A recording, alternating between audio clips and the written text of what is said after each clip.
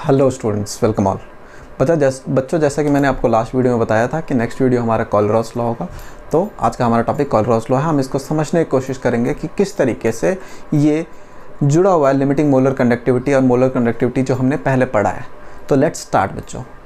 अगर मैं बात करूँ कोलरॉस लॉ की, तो टॉपिक का नाम है कोलरॉस लॉ। इसका पूरा नाम है कोलरॉस law of independent migration of ions.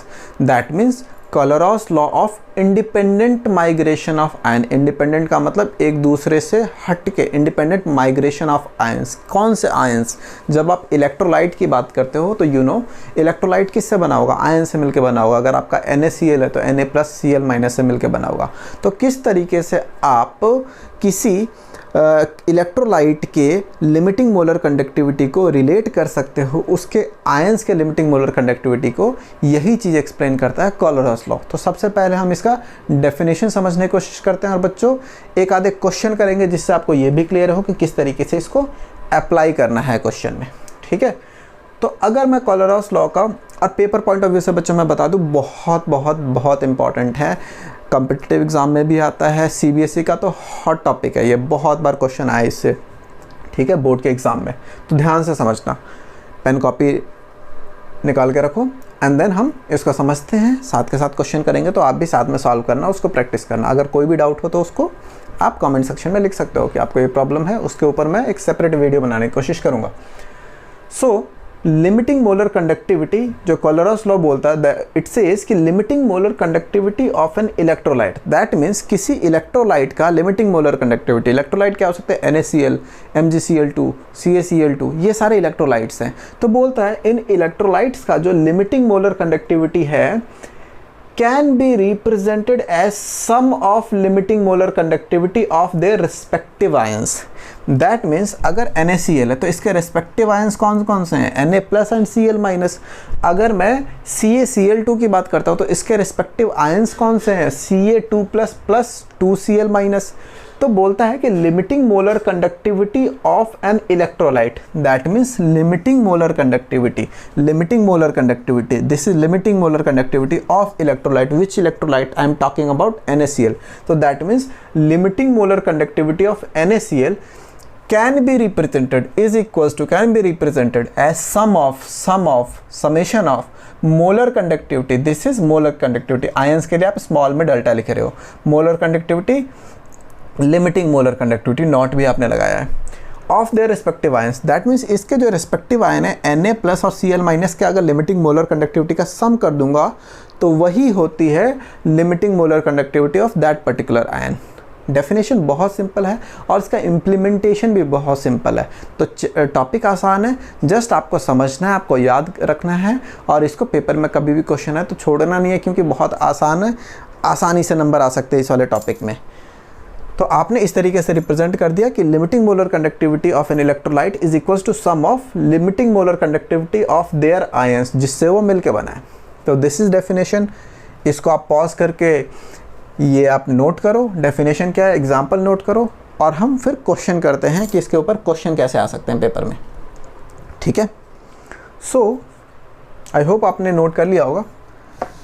तो मैं NCERT का इंटेक्स्ट क्वेश्चन एग्जाम्पल है, मैं उसको आपको समझाता हूँ और आप एक्सरसाइज के क्वेश्चन मैं बाद में लेके आऊँगा जहाँ पे पूरा सॉल्यूशन होगा। आप जब तक एक्सरसाइज के क्वेश्चन स्ट्राइक करना, अगर आपको कोई भी डाउट हो तो आप पूछ सकते हो, मैं उसको बताने की कोशिश करूँगा आपको।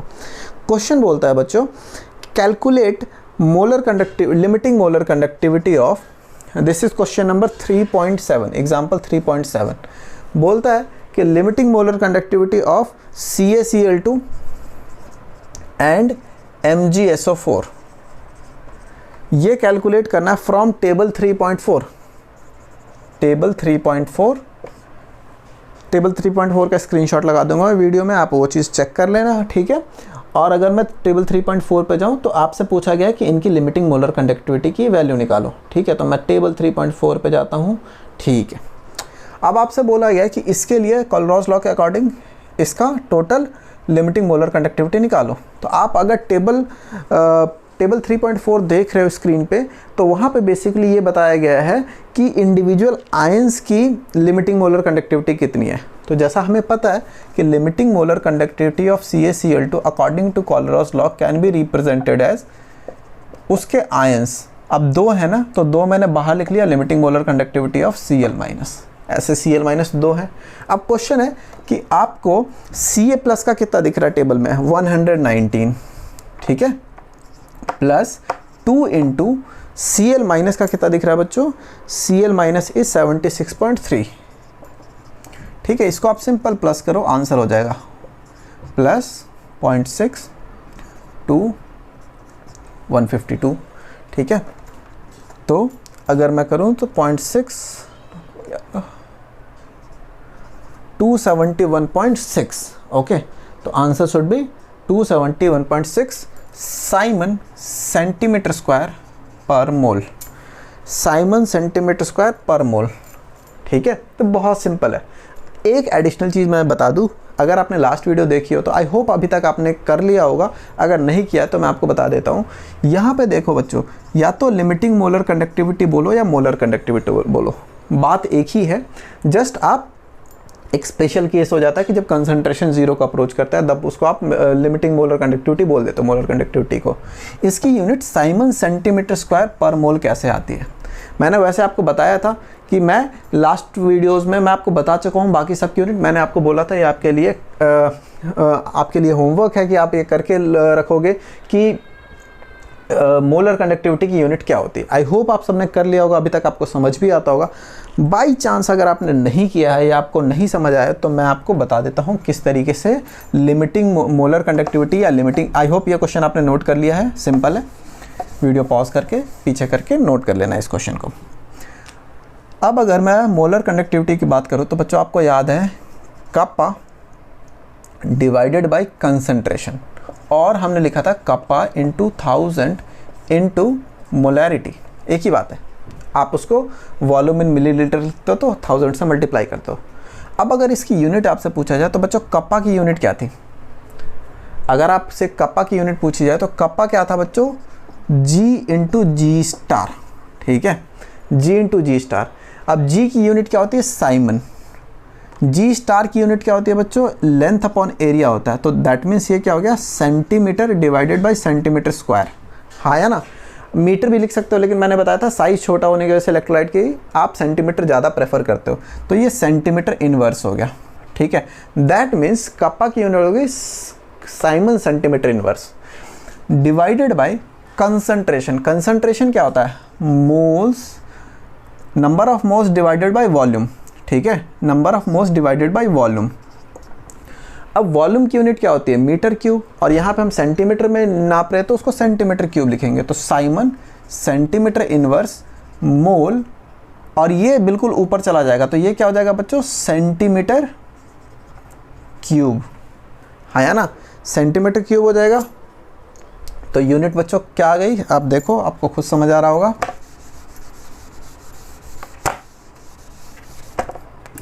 तो this is Simon centimetre square हो गया, -1 और +3, तो साइमन सेंटीमीटर स्क्वायर पर मोल, ठीक है। तो this is Simon centimetre square पर मोल। तो यही मोलर कंडक्टिविटी की यूनिट हो जाती है, साइमन सेंटीमीटर स्क्वायर पर मोल, या साइमन मीटर स्क्वायर पर मोल हो जाता है, लेकिन आप पर मोल हर जगह आप साइमन सेंटीमीटर स्क्वायर पर मोल ही यूज़ करते हुए देखोगे। तो आई होप बच्चों आपको ये चीज़ समझ आई होगी, क्या है कोलरॉस लॉ और किस तरीके से इसका आप क्वेश्चंस में यूज़ कर सकते हो। एक और क्वेश्चन है, मैं वो कराता हूँ, ये मैंने एडिशनल आपको बताया था कि यूनिट किस तरीके से आप कैलकुलेट कर सकते हो किस चीज़ की, मोलर कंडक्टिविटी की। चलो एक और क्वेश्चन करते हैं, पिछला क्वेश्चन बहुत ईजी था, नेक्स्ट क्वेश्चन ईजी ही है लेकिन थोड़ा सा डिफरेंट है, उसको समझने की कोशिश करते हैं। क्वेश्चन है 3.8 इंटेक्स का ही बच्चों।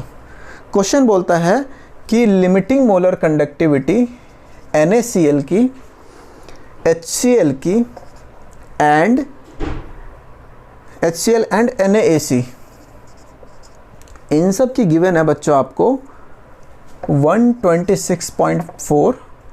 ऑब्वियसली यूनिट क्या होगी, साइमन सेंटीमीटर स्क्वायर पर मोल, तो मैं वो लिख नहीं रहा, 425.9 साइमन सेंटीमीटर स्क्वायर पर mole and 91.0 Simon centimetre square पर मोल। आपसे बोला गया है कि लिमिटिंग मोलर कंडक्टिविटी HAC का कैलकुलेट करो अगर इन तीनों का गिवन है 1 2 3, ठीक है। HCl नहीं, HAC का आपको बोला गया है कैलकुलेट करो। तो सिंपल है बच्चों, देखो अगर मेरे को लिमिटिंग मोलर कंडक्टिविटी HAC की बोली है निकालने को, तो इसका मतलब क्या है, मेरे को निकालना है limiting molar conductivity of H plus limiting molar conductivity of AC minus, ठीक है। अब मेरे को गिवन क्या है, मेरे को गिवन है, अगर मैं फर्स्ट इक्वेशन की बात करूं तो मेरे को फर्स्ट इक्वेशन है Na plus limiting molar conductivity of Na plus given है plus limiting molar conductivity of Cl minus given है। इसकी वैल्यू है 126.4, ठीक है। अब मैं अगर HCl की बात करूं तो देखो limiting molar conductivity of H plus given है और limiting molar conductivity of Cl minus given है 425.9, क्योंकि इनका सम किसके बराबर होगा, इसी के बराबर होगा ना बच्चों, जो कोलरॉस लॉ पढ़ा हमने।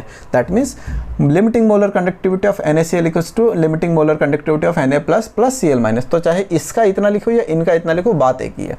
और लास्ट में limiting molar conductivity of Na plus limiting molar conductivity of AC minus, ये आपका हो गया 91.0। अब बच्चों अगर मैं रिलेट करूं इनको, जो क्वेश्चन पूछा गया है आपको HAC निकालना है। दैट मीन्स जब HAC बोला है तो आपको H प्लस और AC रखना है, बाकी सबको हटा देना है। तो आपको ये रखना है, आपको ये रखना है और बाकी सबको हटा देना है।